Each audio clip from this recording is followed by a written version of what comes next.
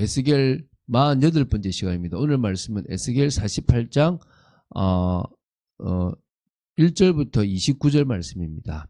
21절부터 22절 말씀을 합독하고 에스겔 48장 1절부터 29절 말씀까지를 보도록 하겠습니다. 그러면 에스겔 48장 21절 22절 2절 말씀을 한 목소리로 합독하겠습니다.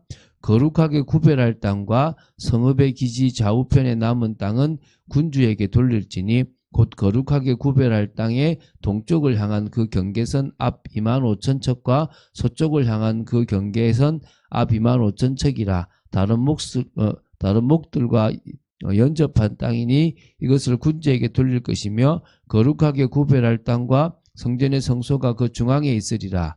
그런즉 군주에게 돌려 그에게 속할 땅은 레위 사람의 기업 좌우편에 성읍의 기지 좌우편이며 유다 지경과 베냐민 지경 사이에 있을지니라. 아멘.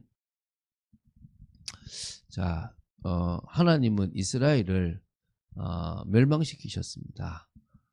북이스라엘은 아수르라는 나라에 멸망을 시키셨고 남유다는 이 바벨론이라는 나라에 멸망을 시켰습니다.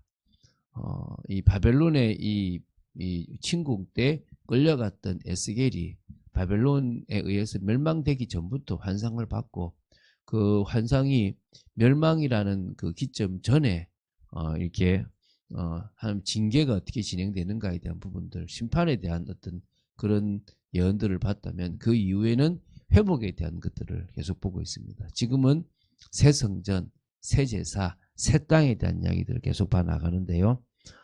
우리가 48장 이 1절부터 29절은 47장 13절부터 48장 35절까지의 그런 새 땅 관련 규정을 다루고 있는 부분에서의 어떤 중반부라고 보시면 됩니다. 우리가 앞에 47장 13절부터 23절까지 새 땅의 경계와 분배의 범위, 분배 방법들에 대한 규정을 우리가 나누었다면 이제는 12지파에게 땅과 성전과 부속 땅 등에 대해서 이렇게 지정을 하는 그런 부분입니다. 아주 구체적이죠. 하나님은 당신의 백성들을 향해서 그냥 허투루 하는 게 아니라 하나부터 열까지를 아주 체계적으로 하십니다. 여러분들이 그런 하나님을 조금씩 경험해 봐야 됩니다. 하나님이 우리의 삶 속에 사실적으로 역사하고 계시다는 것들이 경험되어야 될 줄로 믿습니다. 자, 1절부터 7절을 먼저 보겠는데요.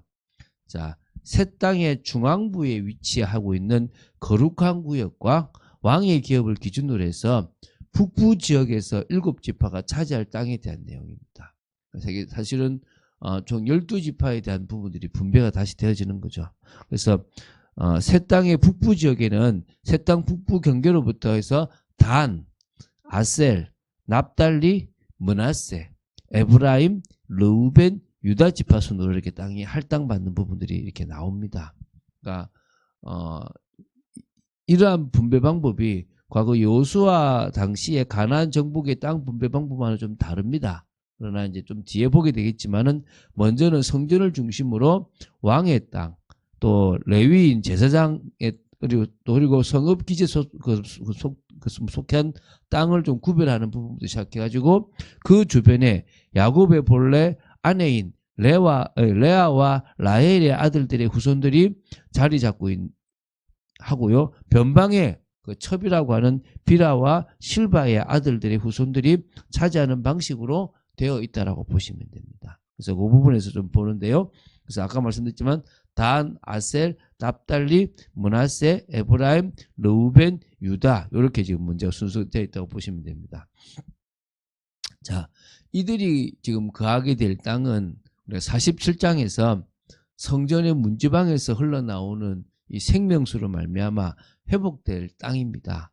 그래서 그 땅하고 연관되어 있는 겁니다. 그러니까 본래 이 땅은 멸망받아서 황폐하고 절망적인 그런 땅이었습니다. 그런데 이 황폐하고 절망적이고 무가치한 땅에 하나님께서 생명의 역사를 일으키시고 소성케 하는 역사, 풍요로운 땅이 되게 하셨고 아름다운 결실이 맺어지는 생명력이 넘치는 땅으로 바꾸셨습니다. 성전에서 나오는 그 발원하는 물을 통해서 마치 에덴 동산의 그 발원지에서 나오는 물이 에덴을 가장 풍요롭게 하듯이 만들었습니다. 그리고 그 잘 조성된 땅, 그 풍요롭고 아름다운 땅에 하나님께서는 당신의 백성들의 거처를 마련해 주셨고 거기서 조화롭게 살아가도록 지파별로 땅을 이렇게 분배해 주시고 그것을 다스려 주시고 계신 겁니다.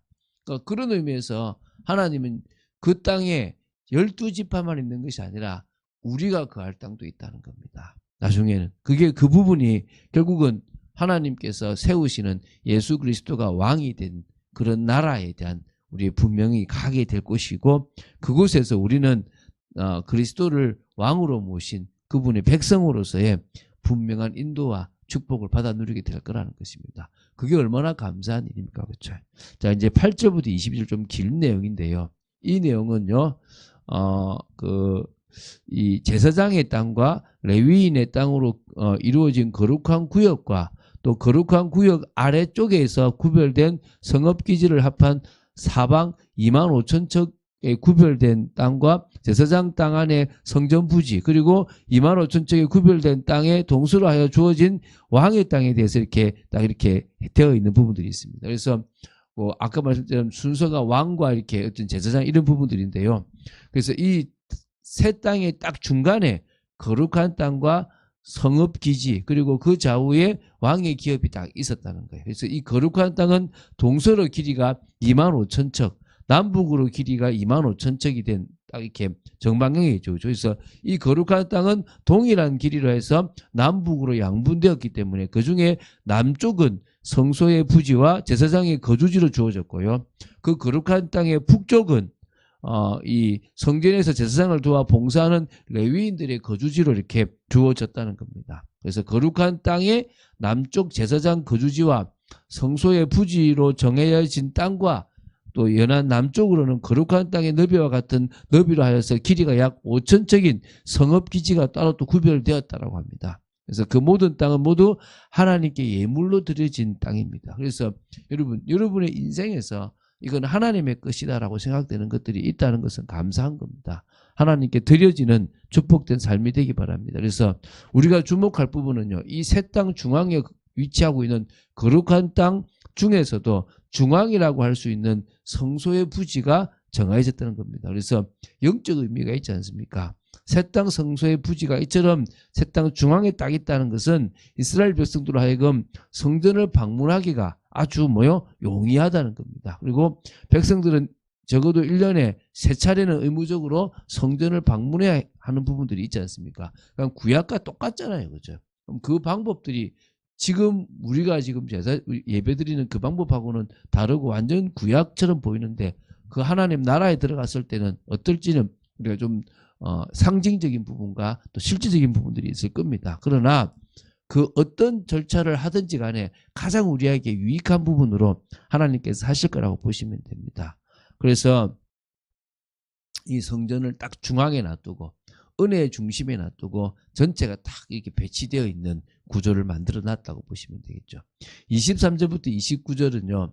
새 땅의 중앙부에 위치한 거룩한 구역과 왕의 기업을 기준으로 해서 그 남부 지역의 5지파가 이렇게 차지하게 될 땅입니다. 그래서 이 새 땅의 남부 지역에서는 이제 위로부터 베냐민, 시므온, 이사갈, 스불론, 갓 지파 순으로 땅을 딱 이렇게 할당했다고 보시면 됩니다. 이거는 이제 그러니까 첩의 자식이죠. 비라와 실바를 통해서 낳던 자식이라고 보시면 됩니다. 새 땅의 남부 지역에서보다 북부 지역에서 더 많은 지파들이 기업을 할당받았습니다. 그래서 북부 지역이 남부 지역에 비해서 넓었다라고 보시면 됩니다. 그래서 이스라엘 12지파는 이렇게 할당받은 기업에 대하여 그 어떤 이유를 막론하고 불평하지 않았고요. 오히려 하나님께 감사하는 부분들이 나온다고 보시면 됩니다. 우리가 어떤 땅을 분배받든 차별이 있는 것이 아니라 하나님께서 당신의 계획과 뜻에 따라서 가장 공평하게 분배하셨고요. 그 분배 방법 역시 제비뽑기라는 아주 공평한 방법으로 이루어졌다라고 보시면 됩니다. 그래서 이런 부분에서 하나님은 불평하지 못하도록 그렇게 모든 것들을 진행하고 계신다는 걸 봐야 됩니다.